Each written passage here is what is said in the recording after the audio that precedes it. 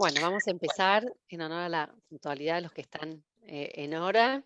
Buen día a todos, bienvenidos a esta charla organizada por IAEF Mujeres. Para los que no me conocen, soy Casiana Silveira Rodriel, abogada, socia del estudio Becar Varela, especializada en fusiones y adquisiciones de asesoramiento general empresario, y tengo el placer de moderar este panel, este tema que nos convoca, que está siendo muy crucial para el mundo empresarial. ¿Cómo hacemos para retener talento, teniendo la competencia en nuestra puerta? Hoy con la brecha cambiaria y el auge del trabajo remoto, encontramos que una gran cantidad de talentosos profesionales deciden trabajar desde Argentina para el mercado extranjero. Y entonces nos preguntamos cómo podemos hacer para competir con el mercado internacional. Para eso tenemos a 3 expertos speakers que nos van a compartir sus conocimientos, sus experiencias y estrategias.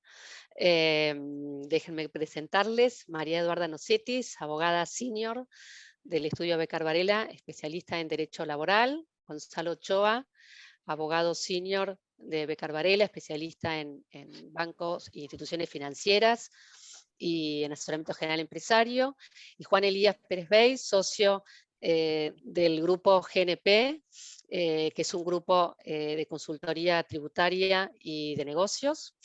Antes de empezar, les quiero comentar que la modalidad de este panel va a ser en formato entrevista. Yo les voy a ir haciendo preguntas y al final vamos a dejar un espacio para que los que quieran preguntar puedan hacerlo, así que les invito a que vayan anotando sus preguntas para después poder compartirlas con los speakers. Bueno, vamos a empezar con María Eduarda, que para los amigos es Puli, ¿no? Puli, ¿qué están haciendo hoy las empresas para poder retener talento, teniendo en cuenta esto que comenté al principio, ¿no? Que estamos viendo que muchos profesionales están trabajando para el mercado extranjero? Bueno, gracias Katy. Antes que nada, saludos a todos, bienvenidos y gracias por acompañarnos hoy. Como dice Casiana, cada vez más estamos presenciando, sobre todo, por supuesto, en determinados sectores, principalmente en los sectores de la economía del conocimiento, estamos presenciando lo que se llama la fuga de cerebros o fuga de talentos hacia empresas extranjeras que pueden pagar a los trabajadores en dólares estadounidenses y que además les permiten vivir totalmente al margen de la ley, digamos, o sea, y no pagar nada de impuestos. Entonces tienen un doble beneficio, obtienen dólar cash y no están alcanzados por los gravámenes que sí alcanzan a los empleados argentinos. Eso produce que cada vez más las empresas busquen alternativas tendientes a retener talentos, muchas de las cuales se van a diseñar en función de cuáles son las necesidades específicas o las posibilidades de cada una de las empresas. Por supuesto que la estrella de todo esto es la búsqueda de las empresas para poder pagar salarios, ya sea un 100% o un porcentaje del salario, en dólares estadounidenses.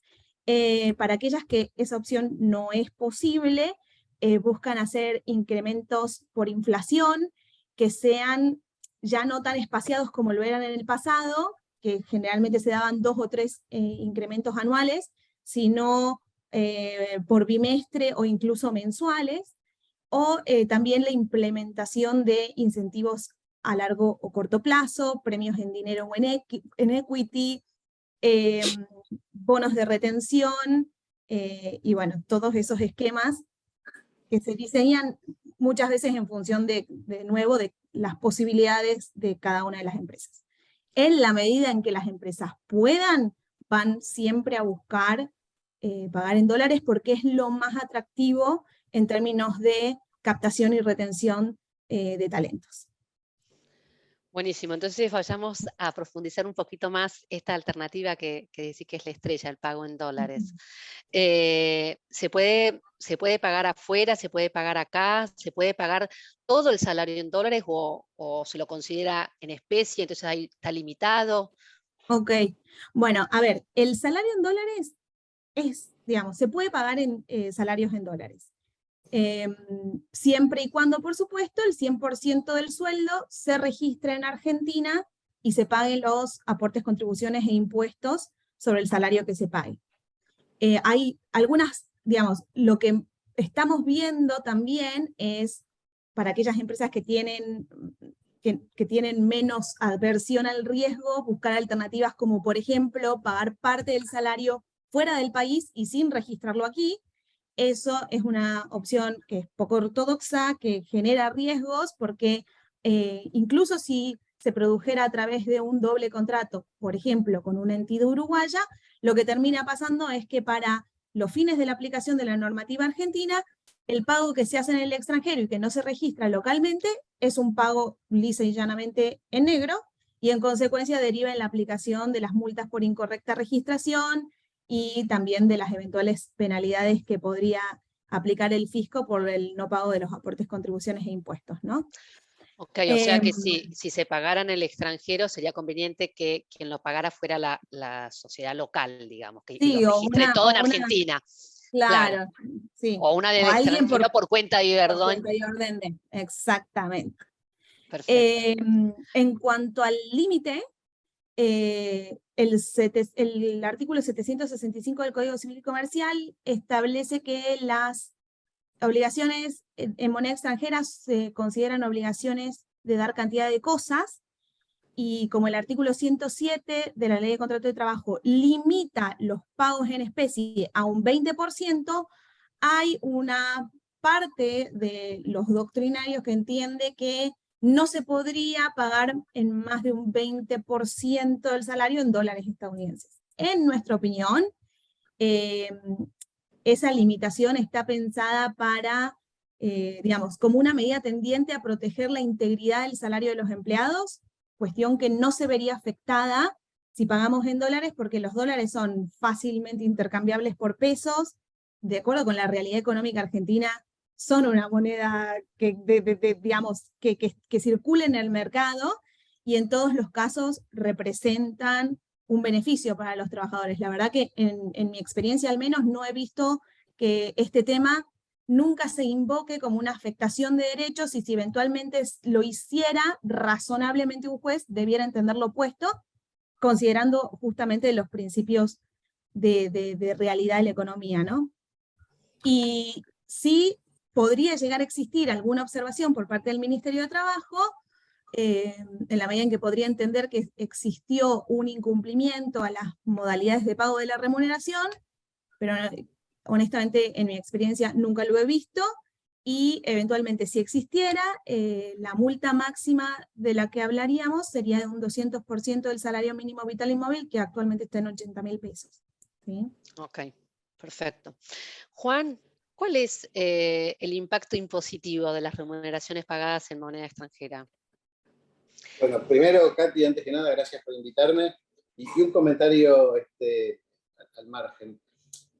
Primero está bueno poner en agenda este tema porque la competencia que estamos sufriendo por el talento es realmente muy difícil de sostener, y como decías vos al principio, en algún punto es desleal, ¿no? Porque tenés un empleado que se está haciendo de dólares billetes, se gana toda la brecha, vive al Pesos. margen de los impuestos y vive en pesos devaluados. Por lo tanto, es absolutamente desleal competir con eso, pero es una realidad. Lamentablemente es una realidad y tenemos que prepararnos para estar al tanto de esa realidad. La otra cosa que te quería agradecer es gracias por invitarme a este evento, que si bien no es un tema de mi especialidad, está bueno porque no soy el que le toca poner los palos en la rueda hoy. Siempre a mí, al tributarista, me toca ser el que pone los palos en la rueda.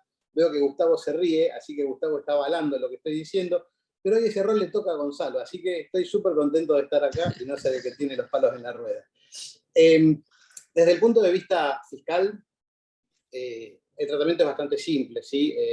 La remuneración en dólares para el empleado, con todo lo que contaba Puri recién, se considera un concepto remunerativo. debe ser incluido en el recibo de sueldo local, por supuesto, aunque los pagos se hagan afuera, debe ser incluido en el recibo de sueldo local, y eso se tiene que registrar al tipo de cambio oficial, ¿sí? Entonces, esto supone una pequeña ventaja, una ventaja significativa para el empleado, porque las retenciones previsionales y sociales se hacen al tipo de cambio oficial, por lo tanto se retiene un poquito menos. Esto probablemente ya esté por encima del tope, por lo tanto no impacte como un resultado significativo, pero la retención de impuestos a las ganancias sí se hace sobre el tipo de cambio oficial, por lo tanto ahí sí tenés un impacto significativo en cuánto se le va a estar reteniendo. Del lado del empleador, obviamente también tiene que registrarse el tipo de cambio oficial, por lo tanto la deducción es menor.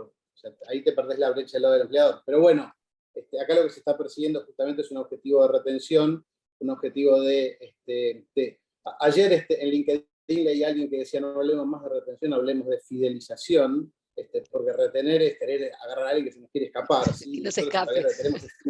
Claro. Nosotros lo que queremos de alguna manera es fidelizar a nuestros colaboradores, no queremos tenerlos prisioneros de nuestra jungla empleadora. Entonces, en definitiva, lo que buscamos es otro objetivo y no estamos acá persiguiendo la deducción impositiva. ¿Sí?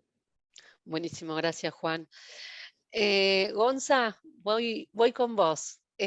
¿Cómo hacen las empresas con las restricciones cambiarias que hay para hacerse de dólares de libre disponibilidad para poder tener así recursos para pagar los salarios en moneda extranjera?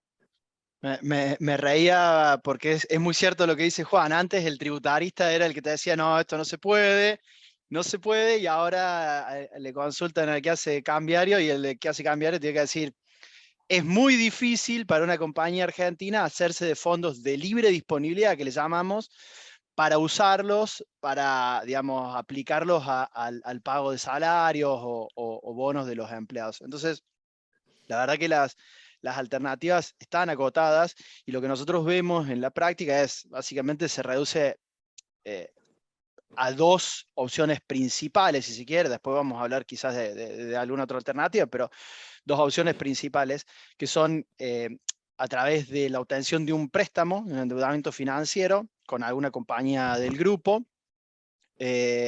Los fondos que vos obtenés por ese endeudamiento financiero, al igual que va a pasar con un aporte de capital, son lo que nosotros denominamos fondos de libre disponibilidad. Es decir, si una compañía argentina toma un préstamo de una vinculada o recibe un aporte de capital, esos fondos los puede conservar en el exterior o incluso traerlos y conservarlos en dólares y aplicarlos a la cancelación, digamos, de las obligaciones, las distintas obligaciones que tengan con sus empleados.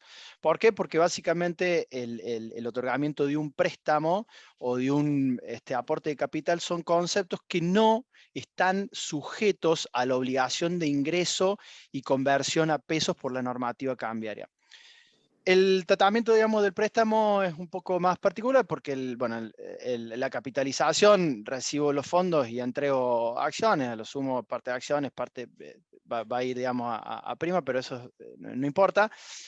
Ahora, ¿qué pasa con el préstamo? En el caso del préstamo, si bien no existe la obligación de ingreso y conversión a pesos, sí lo que pasa es que si no ingresaste los fondos y los convertiste a pesos, de acuerdo a la normativa cambiaria, el problema que tenés a futuro es que no tenés acceso al mercado de cambio, es decir, al dólar oficial, para repagar ese endeudamiento. Entonces, lo que te va a pasar es básicamente que te vas a estar endeudando sin posibilidad, o al menos en principio, de cancelar ese endeudamiento. Después, la forma de cancelar ese endeudamiento, verás, tenemos, digamos, casos en donde, de acuerdo al perfil de riesgo de la compañía, pueden recurrir a algún tipo de compensación, pero bueno, esa es una discusión aparte, pero y esto Juan lo va a poder explicar mucho mejor que yo, pero vos tenés dos opciones. Una,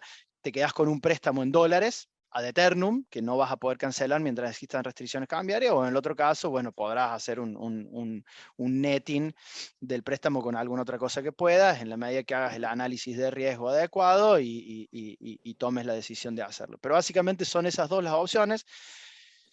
Para compañías, esto es principalmente para compañías que no son solo exportadoras de servicio, porque la que es eminentemente exportadora de servicios y no accede al mercado oficial, tiene alguna alternativa más, porque no está restringida para hacer dólar MEP o contado con liquidación. La compañía que sí accede al dólar oficial, como muchos de los que están en esta charla sabrán, firma declaraciones juradas en donde se compromete durante determinados periodos de tiempo a no acceder a este tipo de operaciones como MEP o contado con liquidación. Entonces, la que es eminentemente exportadora tiene algunas herramientas más para hacerse de los dólares, porque podría ser cripto, podría ser MEP, podría ser contado con liquidación, que las que acceden al mercado de cambio porque tienen que pagar o servicios, o adquieren bienes, o tienen algún endeudamiento financiero con el exterior, y por eso acceden periódicamente al tipo de cambio oficial y por lo tanto firman ciertas declaraciones juradas que les imposibilitan alguna de las otras alternativas. Entonces, básicamente se reduce a 2 opciones conservadoras y una más dependiendo de cómo opera la compañía, si se quiere. Perfecto. Juan, ¿cuáles serían, digamos, las implicancias impositivas de estos caminos que señaló Gonzalo, el préstamo con una vinculada al exterior, la capitalización? ¿Cuáles serían las implicancias impositivas para la sociedad empleadora? Coincido con Gonza que tenemos estas únicas 2 opciones. Si hablamos de capitalización, no hay implicancias impositivas. Ahí no hay ningún impacto, así que por ese lado, dejémoslo por un minuto al margen. En caso de acceder a un préstamo con una vinculada del exterior, ahí podemos deducir el interés. El tema es que Gonza me va a decir, porque hoy le toca a él ser el que pone palos en la rueda, lo vas a poder deducir solo con el pago. Como nunca lo voy a poder pagar, nunca lo voy a poder deducir. Al no poder deducirlo, esto me encarece un poquito más la operación. Primer punto, ¿sí? Tenés que esperar, digamos, por ahí a un nuevo cambio, digamos, de gobierno y que vuelva a pasar como en el 2016, que las restricciones cambiarias no existan más, digamos. Exactamente. Hablar de esto ahora te genera, si querés, un poquito de luz, tal vez al final del túnel, porque decís, bueno, tal vez en 6, 7, 8, 9 meses tengamos alguna visibilidad respecto de cambio de normativas. Hablar de esto hace 2 años, hace 1 año y medio, no te daba nada de luz. Así que podemos eventualmente tomar una decisión, decir, bueno, no lo deduzco por lo que queda de este año y veo si el año que viene puedo empezar a pagarlo y empezar a deducirlo. En el caso que podamos acceder al pago de esto, vamos a tener que hacer una retención del 35%, salvo que tengamos un préstamo con una vinculada, no tengamos convenio, pero es una retención del 35% sobre el interés, o sea que tampoco es tan significativa. Las diferencias de cambio que se generen por la obtención de este préstamo con la vinculada del exterior sí son deducibles con el devengamiento, ahí no tenemos problema, pero tenemos que tener en cuenta que este préstamo, no quiero entrar en algo técnico y aburrido como el ajuste por inflación, nos genera ganancia por el ajuste por inflación estático, ¿sí? Hoy, con inflación del 100%, el ajuste por inflación es un tema más de negocio que tenemos que abordar desde el punto de vista impositivo, siempre, ¿sí? No nos gusta, es aburrido, los contadores de mi generación no sabemos el ajuste por inflación porque no lo aprendimos, los más jóvenes mucho menos todavía, imagínense, así que tenemos que acudir a gente con más canas que nosotros para que nos ayuden a manejar estos temas. Y otra implicancia que tiene desde el punto de vista fiscal el tema del préstamo con la vinculada es que ingresás en el régimen de precio de transferencia. Compañía grande, corporativa, establecida, que tiene operaciones con vinculadas del exterior, no es un problema, porque es una operación más a declarar que se prueba muy fácil si la tasa de interés se fija en valores de mercado. Pero compañía argentina que está haciendo esto para retener a sus empleados y defenderse de la amenaza que implica competir con un gigante que le puede pagar en dólares sin problemas, y arma o quiere armar estas estructuras para justamente fidelizar, como decíamos antes, a sus colaboradores clave, y es una traba más. Tiene que incurrir en horarios, tiene que meterse en una disciplina que no conoce, es como que le genera un fantasma más que tiene que manejar. Por supuesto, también al momento del pago, esto no tiene un impacto económico, sí, financiero, pero menor. Hay que ingresar el IVA por importación de servicios, por los intereses que se vayan pagando, y no mucho más, ¿sí? No mucho más. El impacto fiscal de esto no es significativo. En el hipotético caso que en lugar de, acá de vuelta Gonza, y te voy a pegar a vos, Gonza, me voy a divertir un rato porque siempre cobro yo. En el hipotético caso que que pudiéramos acceder a un préstamo bancario, o jugando un poquito más al fleje, pudiéramos acceder a un back-to-back, ahí impositivamente es un poquito mejor, ¿sí? Porque no tenemos la retención del 35, tenemos retención del 15, pero de vuelta, no es muy significativo, ¿ok? Ok, perfecto. Puli, entonces estoy pensando, ¿no? Parece como bastante complicado, como para hacerlo todos los meses. Entonces, se me ocurre preguntarte, en lugar de pagar todos los meses el salario en dólares, ¿sería por ahí conveniente pagar el bono anual en dólares? Sí, sí, de hecho es una de las alternativas que más se ve en el mercado, digamos. O sea, no utilizarlo para todos los meses, sino para algunos pagos un poco más espaciados. Lo que te permite también, si querés adelantarte un poquito a las preguntas, el tema de contener un poco los riesgos si es que el día de mañana, por H o por B, no pueden seguir con esta estructura, ¿no?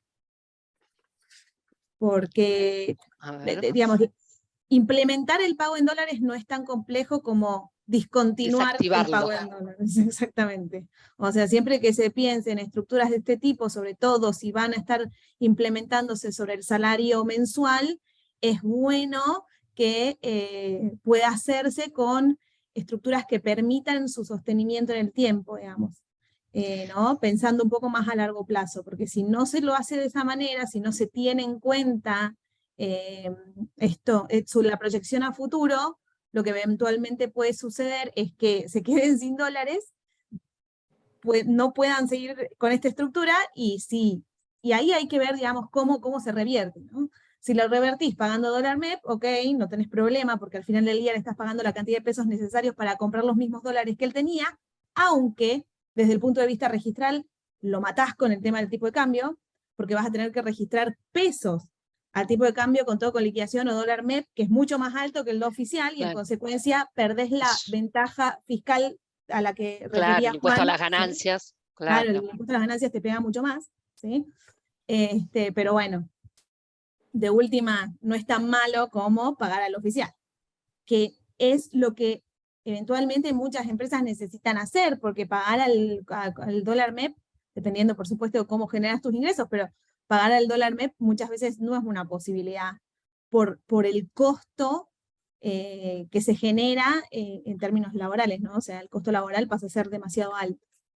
Así que sí, se ve muchísimo el tema de pagos de bonos anuales, de bonos trimestrales, algunos ajustes por variación en el tipo de cambio que se pagan una vez al año, algunas cosas así, se ve mucho más que convertir el 100% del salario a dólar. Eso es para unos pocos privilegiados. Buenísimo, gracias, Puli.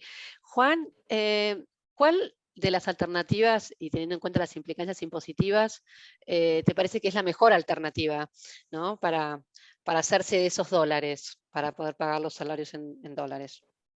Ya, coincido con Puli que esto es para unos pocos, ¿sí? Porque acceder a dólares y que puedan dolarizar parte o todo del salario de los empleados, aunque sean los empleados clave, creo yo que hoy es para aquellos que pueden acceder al MEP, ¿sí?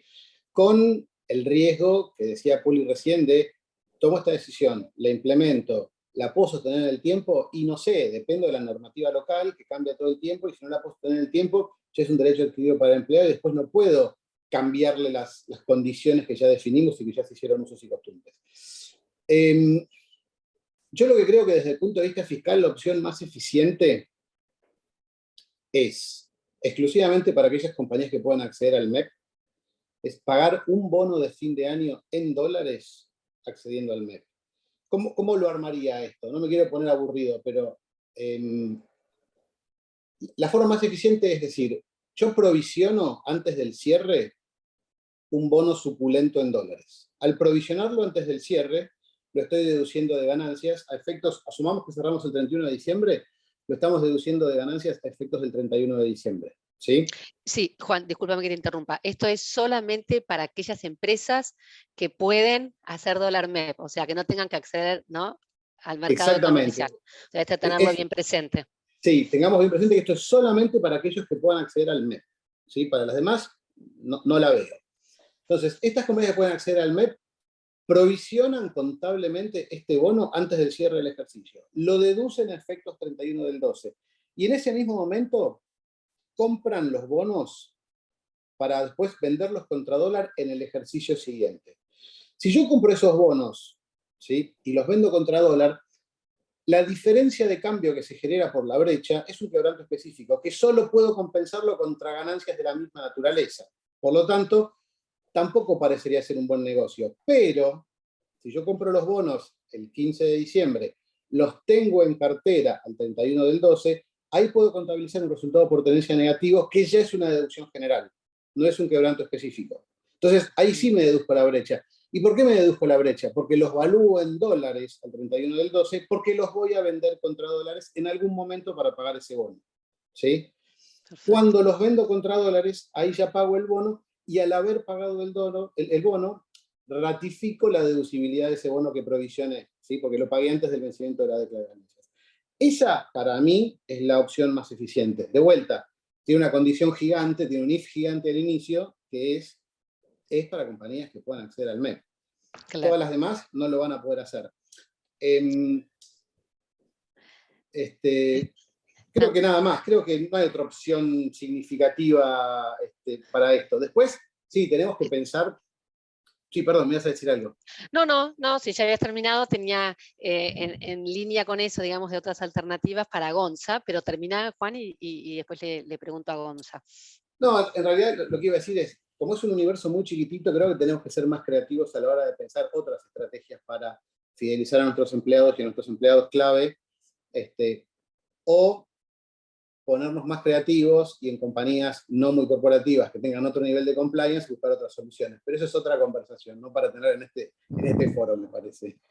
Yo estaba pensando lo mismo, no sé si estábamos pensando lo mismo que Juan, pero digo, estas alternativas que estamos evaluando son para compañías, digamos, que el perfil de riesgo es un perfil más tirando a riesgo cero, es decir, que son más compliant, porque en la práctica hemos visto compañías que hacen de todo, es decir, reciben los fondos afuera y por más que sea una exportación de servicio y tienen la obligación de traerla, no la traen, hacen un descuento de esos créditos, arman toda una estructura para que en realidad preste los servicios una LLC, cuando en realidad la LLC no tiene empleados, o sea, hay otras cosas, pero que llevan... Y asumen muchas contingencias, digamos, ¿no? Esos caminos. Totalmente, pero digo, lo escuchaba a Juan y pensaba en, digamos, en otros casos, en realidad, las dos alternativas principales estas que estamos dando, y ahora sumamos la que me vas a consultar, Katy, digamos, son cuando tu perfil de riesgo va, digamos, sos una multi, el perfil de riesgo, tu compliance, etcétera, tiende más a cero. Es decir, que no podés asumir cierto riesgo. Pero vemos en startups que, o sea, cómo competís a veces con que son muy con una startup. que son muy Sí, creativos, por decirlo de alguna manera. Creatividad, como dijo Juan, creatividad, son muy creativos y asumen ese riesgo de no cumplir con la normativa cambiaria y bueno, puede tener impacto en el corto plazo o no, puede que pase un 2016 que derogan las restricciones y nada, la jugada le salió bien. Ok. Gonza, ¿hay algún sector, alguna industria que pueda usar dólares que obtenga por exportación para pagar salarios en dólares? Sí, buena pregunta. Desde hace un tiempo existe lo que es la ley de economía del conocimiento, el fomento de estas industrias de economía del conocimiento, y recientemente, bueno, a partir de la emisión de un decreto y posterior reglamentación del Banco Central, que la reglamentación creo que data de diciembre del año pasado, se generó todo un andamiaje jurídico para que determinadas compañías que prestan determinados servicios de la industria del conocimiento, es decir, bienes y servicios, puedan conservar, mantener en dólares, es decir, no liquidar un porcentaje de sus exportaciones de bienes y servicios, o, ya lo vemos porque la normativa se divide en dos, ahora lo explico bien, de las inversiones que realicen tendientes a infraestructura, capital de trabajo, o incrementar, digamos, las exportaciones a futuro de estas actividades de la actividad de conocimiento, de la economía de conocimiento. Entonces, la normativa del Banco Central, bueno, en realidad el decreto que regula la ley, plantea dos supuestos distintos, que es, por un lado, la de fomento de inversiones y por el otro lado, la de promoción de las exportaciones, ¿no? Entonces, dependiendo en cuál de los dos compartimentos categorizo o quizás aplicas para los dos, es cuánto vas a poder conservar y cuál va a ser el uso que le vas a poder dar a los fondos que conserves en dólares. Respecto al pago de salarios, tenemos que hacer referencia a lo que tiene que ver con promoción del incremento de las exportaciones. Y cuando vos calificás, digamos, necesitas cumplir con una serie de requisitos, que es básicamente inscribirte para ser beneficiario, cumplir con varias cosas que te pide el decreto ley, pero una vez que vos ya calificas, lo que te permite la normativa del Banco Central, reglamentando lo que dice el decreto ley, es conservar hasta el 30% del incremento de tus exportaciones de bienes y servicios comparándolo con el mismo trimestre, claro, exactamente, con un mismo trimestre. Entonces, si vos en este trimestre tuviste un incremento respecto de la comparativa, vas a poder conservar en dólares, es decir, sin liquidar, hasta el 30% de ese incremento para aplicarlo al pago de salarios. No te lo podés quedar afuera, tenés que depositarlo en una cuenta especial abierta en una entidad financiera local. Esos fondos van a quedar en dólares y la única finalidad que pueden tener es el pago de remuneraciones de los empleados por hasta ese porcentaje. Tenés que cumplir con una serie de requisitos, ¿sí? El principal es que necesitas registrar un incremento en los ingresos, ¿no? O sea que si sos una sociedad nueva que empieza recién sus actividades, por ahí te va a ser más fácil, ¿no? Registrar ese incremento, porque no tenés contra qué comparar. Exactamente.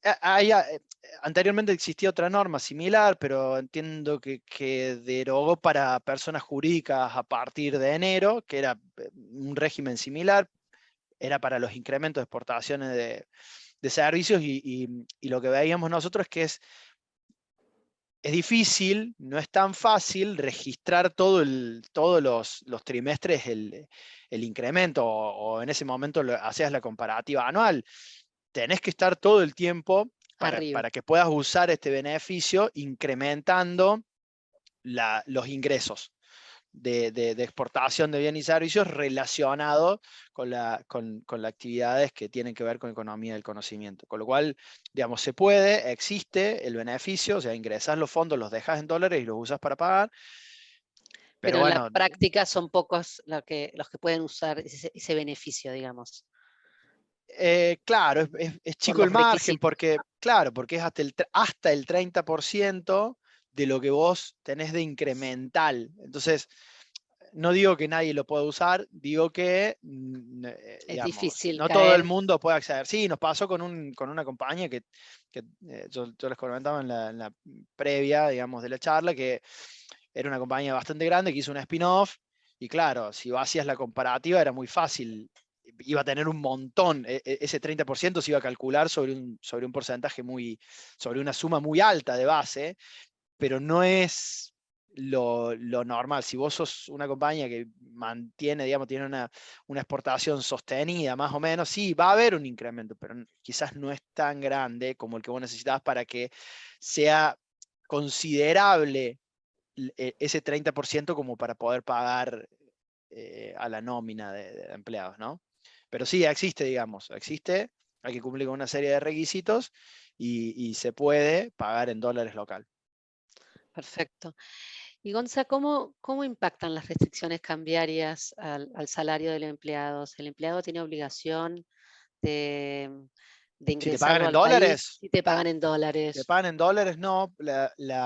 A ver, la normativa cambiaria regula la obligación de ingreso y liquidación a pesos de las exportaciones de servicios. Con lo cual, si yo soy un freelance y exporto servicio, me pagan afuera, debería ingresarlo, que después lo hago o no lo hago. Si yo soy una compañía que exporta servicios, cuando me abonan la factura, debería ingresar.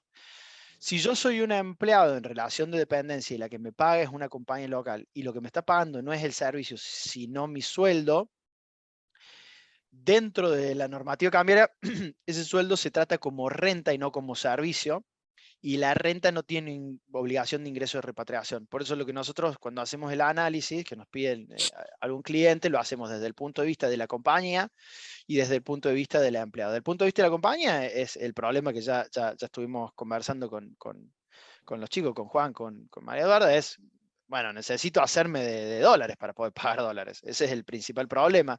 Y desde el punto de vista del empleado, lo que nosotros decimos es esto es renta, no es exportación de servicio, con lo cual podría cobrarlo en una cuenta en el exterior localmente y no tendría que tener ningún problema porque no está atado a la obligación de conversión a pesos ni de repatriación a la Argentina. Entonces, le puedes pagar afuera o acá, no hay Perfecto. un problema. Y desde el punto de vista laboral, Puli, el hecho de que te paguen en una cuenta en el exterior, ¿no hay ninguna implicancia o comentario al respecto? Ahí, en principio, a ver, sí, desde el punto de vista formal, porque el artículo 124 de la Ley de Contrato de Trabajo establece que los salarios se tienen que pagar en una cuenta sueldo, que son aquellas específicamente reguladas por el Banco Central. Si pago afuera en una cuenta en el extranjero, no voy a estar cumpliendo con ese requerimiento y podría derivar en la aplicación de algún tipo de multa por parte del Ministerio de Trabajo. De nuevo, nunca lo vi, y no es que no he visto empresas pagando dólares, digamos. Así que, y estamos hablando de la misma, digamos, de la misma contingencia máxima del 200% del salario mínimo vital y móvil por cada trabajador afectado. Así que, Perfecto. eso no más. Aquí, Sí, chiquitito, desde el punto de sí. vista fiscal hay una pequeña cosita ahí, que es que los dólares que conservas en el exterior tenés una alícuota incrementada de bienes personales, nada más que eso. ¿Sí? Es poco significativo, pero hay que tenerlo en cuenta. Perfecto, si no lo traes antes del 31, digamos, ¿no? Exactamente, para la persona física, tal cual. Perfecto. ¿Qué otras consideraciones les parece que hay que tener en cuenta para, bueno, decidir avanzar con el pago de salarios en dólares? Puli, y después Gonza y Juan si tienen algo que agregar. Ok, bueno, no, de nuestra parte nosotros siempre sugerimos implementar cualquier esquema de este tipo por escrito, con específica indicación del empleado de que presta consentimiento con eventuales cargos adicionales que pueden haber en las transferencias, porque como no van a cuenta sueldos, podría eventualmente derivar en algunos costos adicionales. También con un reconocimiento de la posibilidad de la compañía de discontinuar estos pagos si es que el día de mañana no lo puede hacer por la normativa cambiaria o porque se vuelve muy caro, cualquiera de las dos, siempre considerando que como en realidad estas disclaimers que se incluyen en las cartas tienen más que ver con una cuestión de persuasión del empleado, no tienen extremada eficacia desde el punto de vista jurídico, porque digamos, los derechos de los trabajadores no son renunciables, y por ende cualquier declaración a través del cual el trabajador renuncia a formular un reclamo el día de mañana no es válida. Pero sirve a los efectos de que los empleados tengan presente que esto puede no ser de por vida, digamos, que no está mal, ¿no?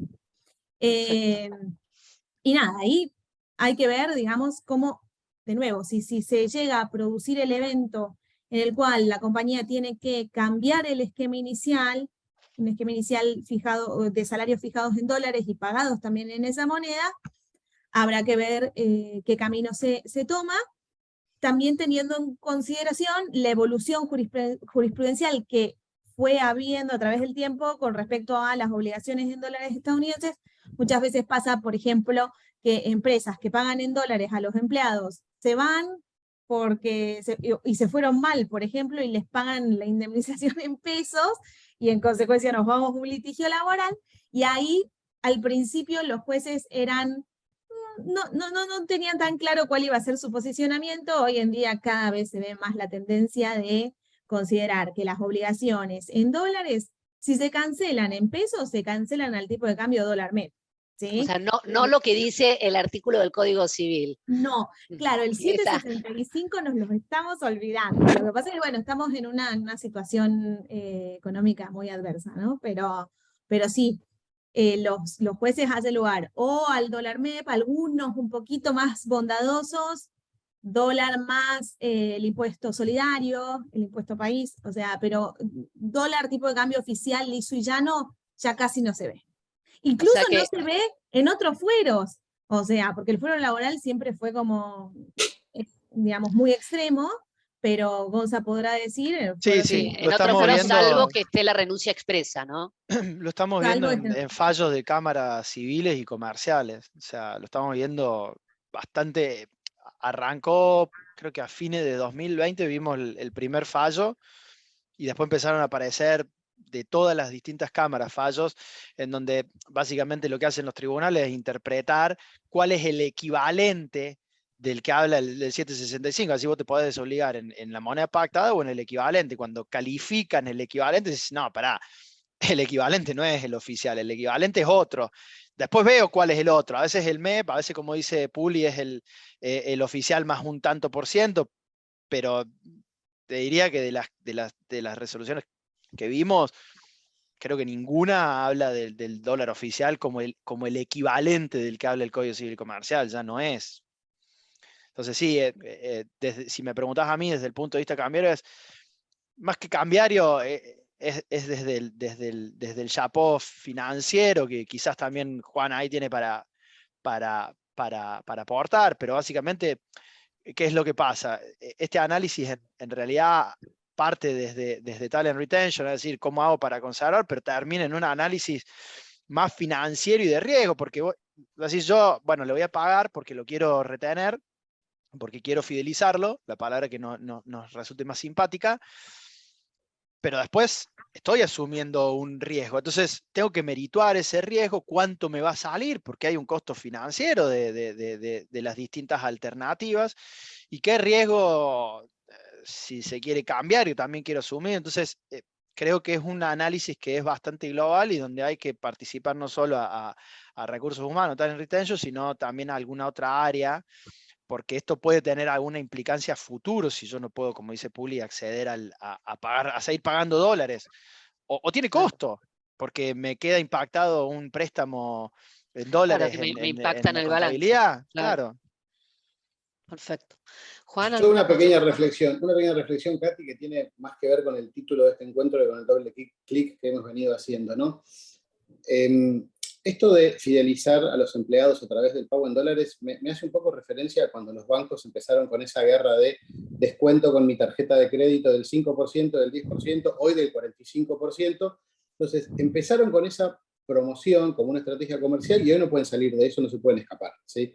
Creo que tenemos que ser muy cautelosos a la hora de pensar en una solución o en una estrategia así para retener o para fidelizar a nuestros equipos, sabiendo que va a ser difícil que después salgamos de esto y en una Argentina tan cambiante puede ser un riesgo grande.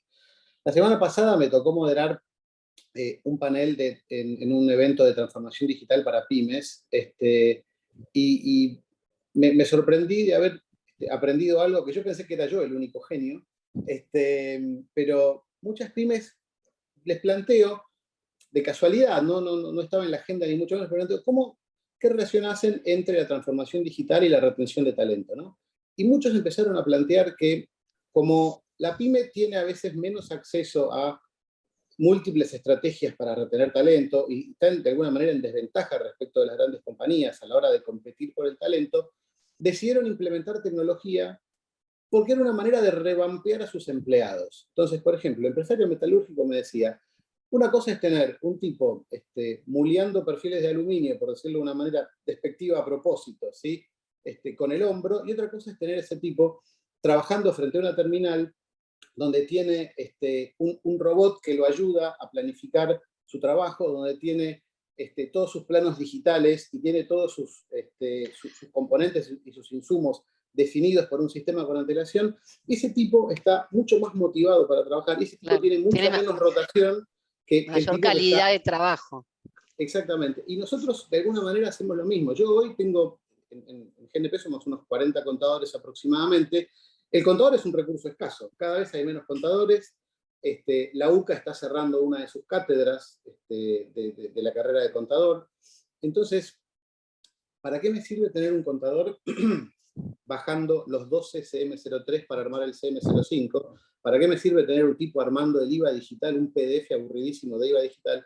Eso se lo hace un robot. A él lo tengo haciendo estrategia fiscal, que es para lo que se formó.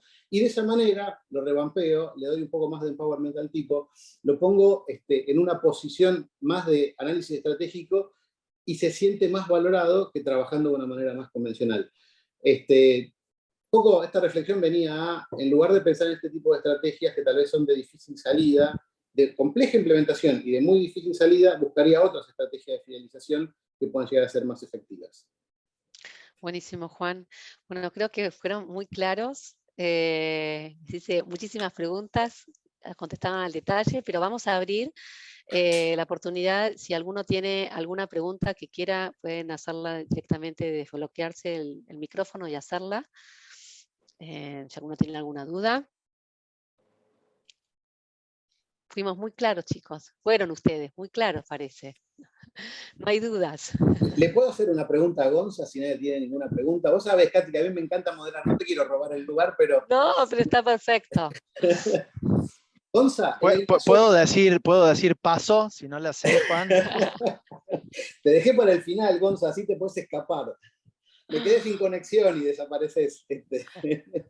Dale. Sí, Gonza, en el caso de un préstamo con una vinculada del exterior, si quisiera cancelarlo vía compensación por facturación de servicios, ¿ves alguna contingencia del lado cambiario? ¡Qué pregunta que Te puse contra las mandaste! cuerdas, ¡Qué Gonza. pregunta! Mirá,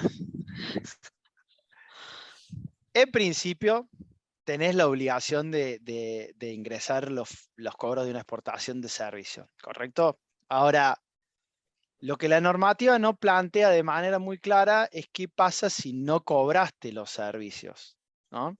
Porque básicamente nosotros siempre hablamos de, en la normativa cambiaria tenés, si se quiere, dos universos distintos.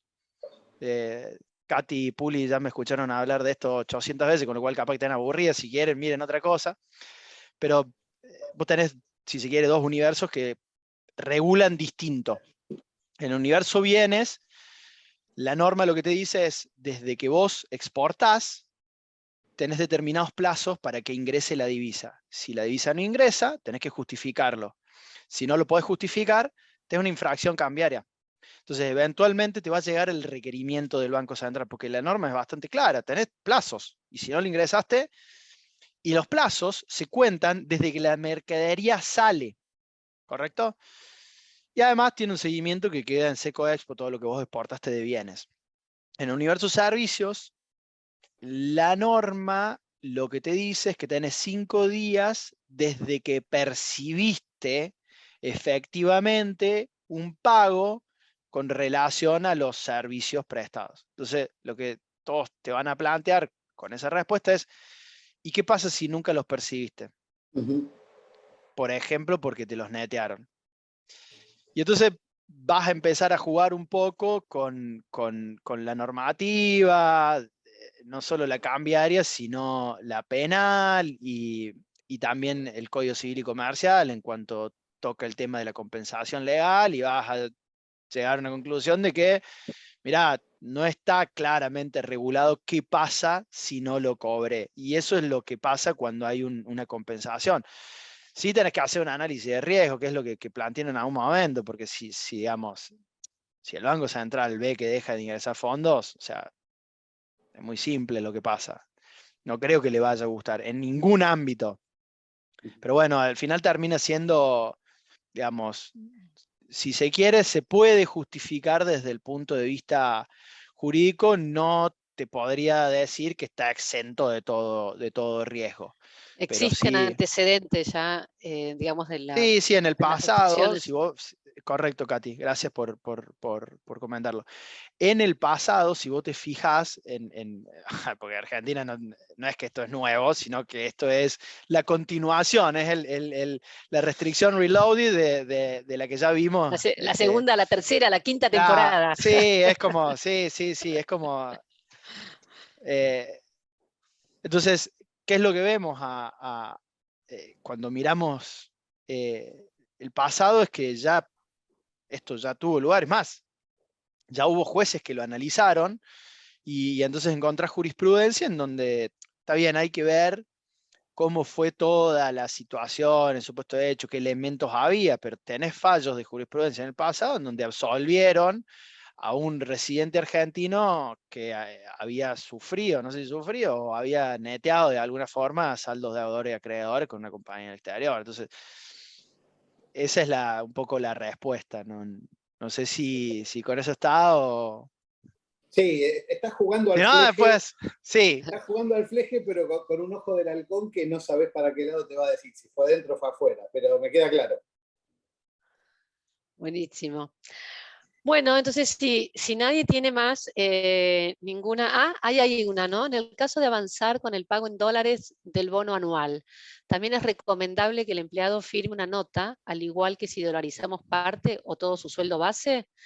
Y asociado a esto, salir del pago en dólares del bono, ¿sería menos complejo, Puli?